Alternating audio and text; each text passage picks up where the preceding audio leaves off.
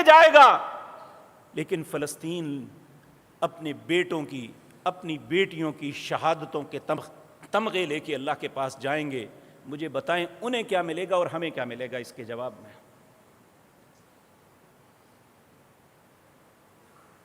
آج ہم اس بات پہ، مجھے ایک شخص نے فون کیا، مجھے نہیں پتا وہ کون ہے، کہنے لگا دیکھیں جی وہ اہل کتاب ہیں، اس کے مقابلے میں حماس شیعہ ہیں۔ یہ بھی بہت بڑا پراپیگنڈا ہے، حماس شیعہ نہیں ہے، یہ حملی ہیں۔ تو بہرحال اگر شیعہ بھی ہو تو ایک یہودی سے، ایک شیعہ کروڑ یہودی سے بہتر ہے۔ ہم اسی بات پہ لگے رہیں گے۔ یہ آج آپ مسجد میں داخل ہو رہے ہیں، بڑی سخت چیکنگ ہے، کیوں ہے؟ 10 کے قریب مسجد میں داخل ہو کے لوگوں کو قتل کر دیا گیا، رات کی پولیس نے مصیبت بنائی ہوئی ہے۔ تو یہ اپنی جگہ، لیکن ہم کیا کر رہے ہیں؟ کیا لے کے اللہ کی عدالت میں جائیں گے؟ سب سے پہلے تو محراب و منبر کے اوپر کھڑے ہونے والے علماء، اللہ ان کو پھانسی دے گا، ان کے گلے میں جو ہے رسا ڈالے گا کہ تمہیں کس نے حق دیا کہ لوگوں کو کہو کہ فلاں مسلک کے لوگوں کو مار دو، فلاں مسلک کے لوگوں کو مار دو، مسجدوں میں داخل ہو کے قتل کر دو، اور انہیں یہ نیکی کر کے بتا رہے ہو۔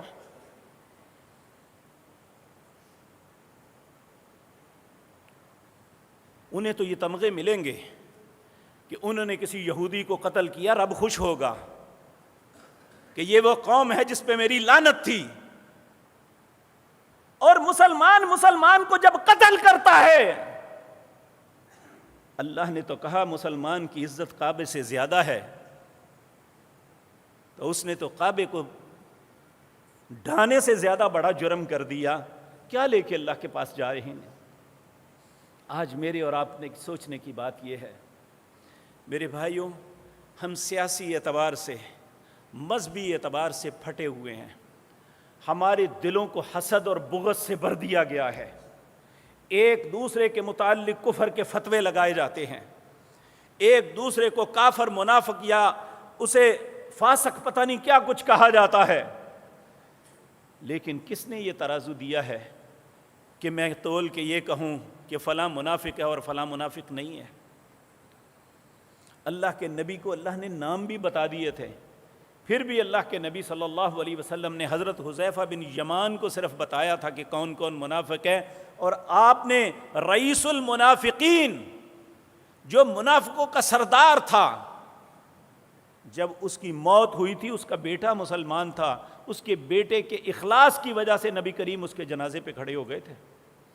آپ نے اپنا کرتا مبارک دے دیا تھا، اس نے سب سے پہلے آگے کہا میرا باپ مر گیا ہے، بیٹے کو بھی پتا تھا میرا باپ غلط ہے، لیکن تھا باپ، کہنے لگا یا رسول اللہ میرا باپ مر گیا ہے، آپ اپنا کرتا مبارک دے دیں، بطور کفن پہنا دوں، شاید اس کے لیے کوئی آسانی ہو جائے۔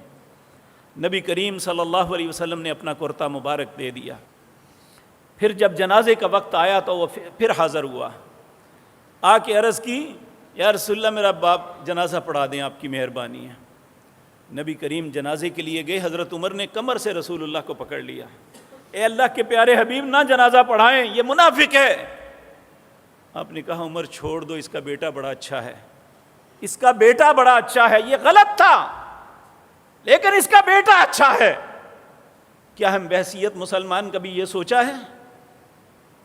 ہم کسی کی اچھائی اور برائی سے غرض نہیں، ہمیں تو اپنے انتقام سے غرض ہے کہ جس کو مار رہا ہوں وہ کتنا مجھ سے اچھا ہے، یہ کبھی نہیں سوچا۔ جس کا مال چھین رہا ہوں وہ کتنا مجھ سے اچھا ہے۔ نبی کریم صلی اللہ علیہ وسلم نے فرمایا چھین لینا تو دور کی بات ہے، یہ چوری کرنا۔ آپ نے فرمایا قیامت کا دن ہوگا، ساری مخلوق جس میں اولادیں اور ماں باپ سب جمع ہوں گے۔ آج بڑے آرام سے دوسرے کا جوتا اٹھا کے چلے جاتے ہیں، دوسرے کی چیز لے کے چلے جاتے ہیں اور سمجھتے ہیں کچھ بھی نہیں کیا۔ قیامت کے دن اس کی گٹھڑی بنا کے ساری مخلوق کے سامنے پھرایا جائے گا، اور یہ جوتے، یہ بکریاں، یہ چیز جو دوسرے کی چورائی ہوئی ہے، یہ بول بول کے کہے گی یہ چور ہے، یہ چور ہے، اس نے یہ چیز چورائی تھی۔ ہم کیا اللہ کی عدالت میں لے کے پیش ہوں گے؟